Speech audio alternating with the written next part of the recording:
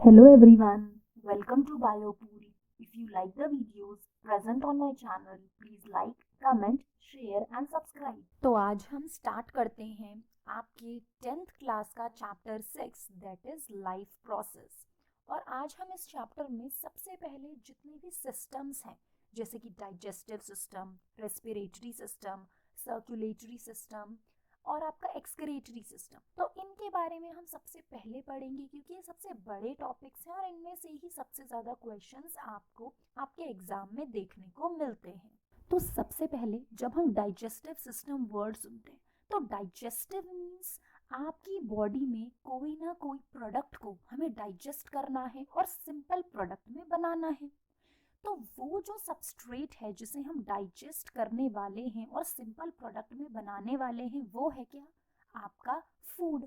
क्योंकि हम जो कॉम्प्लेक्स फूड खाते हैं, कार्बोहाइड्रेट, फैट, प्रोटीन, इन सभी को हम सिंपल प्रोडक्ट्स में कन्वर्ट करते हैं। तो सबसे पहले हम देखेंगे कि आपके डाइजेस्टिव सिस्टम में कौन कौन से ऑर्गन्स हैं, वो क्या फंक्शन करते हैं, कौन सा एंजाइम रिलीज करते हैं। फर्स्ट ऑफ ऑल आप देखो, आपको दो वर्ड्स मिलेंगे, alimentary canal and digestive system. तो दोनों में क्या डिफरेंस है? तो एलिमेंट्री कैनाल सिंपली वो ट्यूब लाइक पोर्शन है जो एक्सटेंड होता है, स्टार्ट होता है फ्रॉम माउथ एंड खत्म होता है एनस पे। तो आप देख सकते हो आपका पूरा डाइजेस्टिव सिस्टम एक ट्यूब की तरह है जिसका अलग अलग शेप है। तो आप देखो, माउथ से ये ट्यूब स्टार्ट होती है, फिर आपको ईसोफेगस मिलेगा, फिर लार्ज बैग शेप्ड स्ट्रक्चर, जे शेप्ड बैग जो है वो है आपका स्टमक, फिर आपको स्मॉल इंटेस्टाइन मिलेगा, लार्ज इंटेस्टाइन मिलेगा एंड एक्सटर्नल ओपनिंग है दैट इज एनस।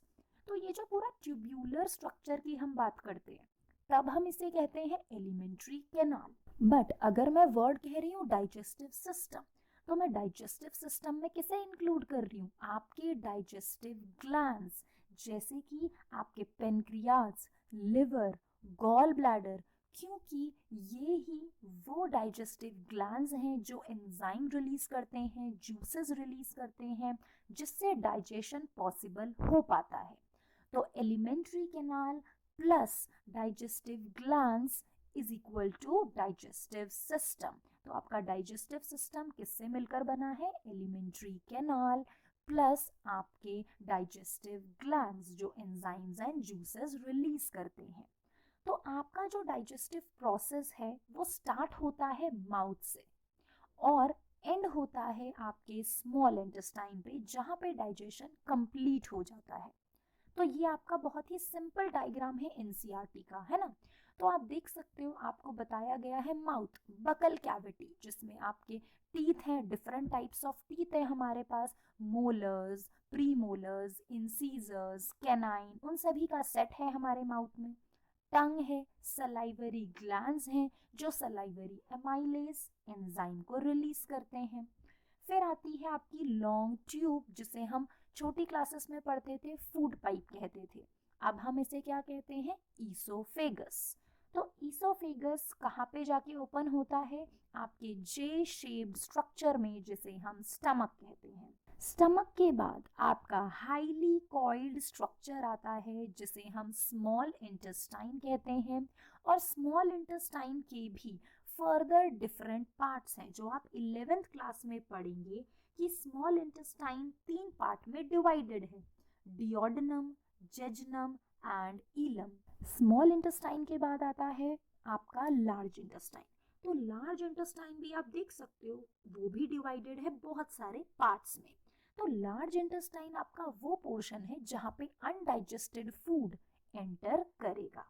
तो आपने ये सारे पार्ट्स देख लिए डाइजेस्टिव सिस्टम के, starting from mouth to large intestine. और लार्ज इंटेस्टाइन के जो लास्ट दो पार्ट्स हैं वो है रेक्टम एंड एनस, तो जहाँ से जो भी वेस्ट प्रोडक्ट है, स्टूल है, उसे रिमूव किया जाएगा।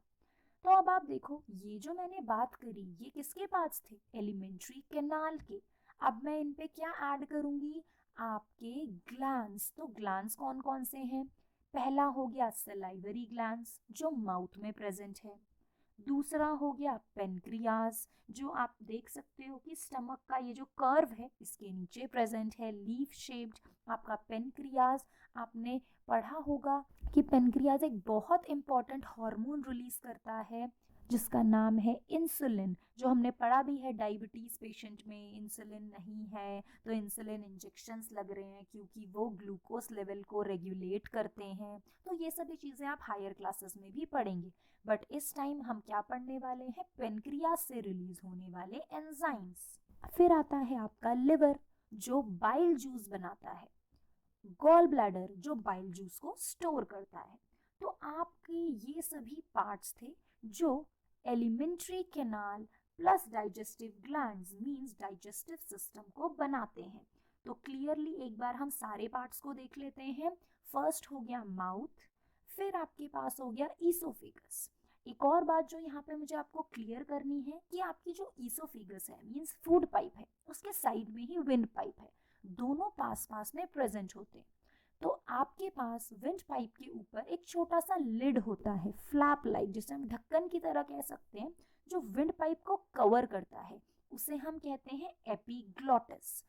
क्योंकि ऐसा कहते हैं आपको कि खाना खाते हुए आपको बातें नहीं करनी चाहिए, बोलना नहीं चाहिए, क्योंकि जब आप खाना खाते हुए बातें करेंगे तो आपके विंड पाइप में भी एयर जाएगी जिससे खाना विंड पाइप में फंस सकता है ना। तो आपके विंड पाइप में खाना ना जाए, पानी ना जाए, उसे बचाने के लिए क्या प्रेजेंट है, एक लिड लाइक स्ट्रक्चर जिसे हम कहते हैं एपिग्लॉटिस। अब वापस से आते हैं ईसोफेगस फूड पाइप, जहां से फूड एंटर करेगा और कहां पहुंचेगा, स्टमक में।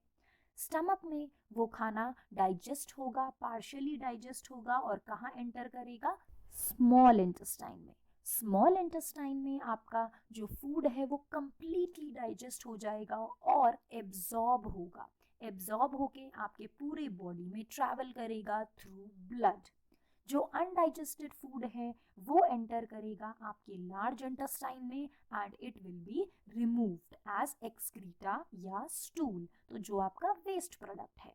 तो ये हमारे सारे पार्ट्स हो गए आपके डाइजेस्टिव सिस्टम के, और इनमें जो ग्लैंड्स हैं वो है सलाइवरी ग्लैंड्स, पेनक्रियाज, आपका गॉल ब्लैडर और लिवर। तो नेक्स्ट चीज आपकी देखते हैं बच्चे, पेरिस्टालिसिस इन ईसोफेगस। तो पेरिस्टालिसिस क्या होता है, पेरिस्टालिसिस एक तरह का मस्कुलर मूवमेंट है, क्योंकि हमारी जो ट्यूब लाइक स्ट्रक्चर है, पाइप है, वो एनक्लोज्ड ही रहता है, वो बंद ही रहेगा जब तक फूड उसमें आएगा नहीं। जैसे कि आप देख सकते हो फूड एंटर करेगा तो जो मसल बिल्कुल अटैच्ड है वो रिलैक्स होंगी, कॉन्ट्रैक्ट होंगी, तो इस तरह से फूड आपके स्टमक में एंटर करता है।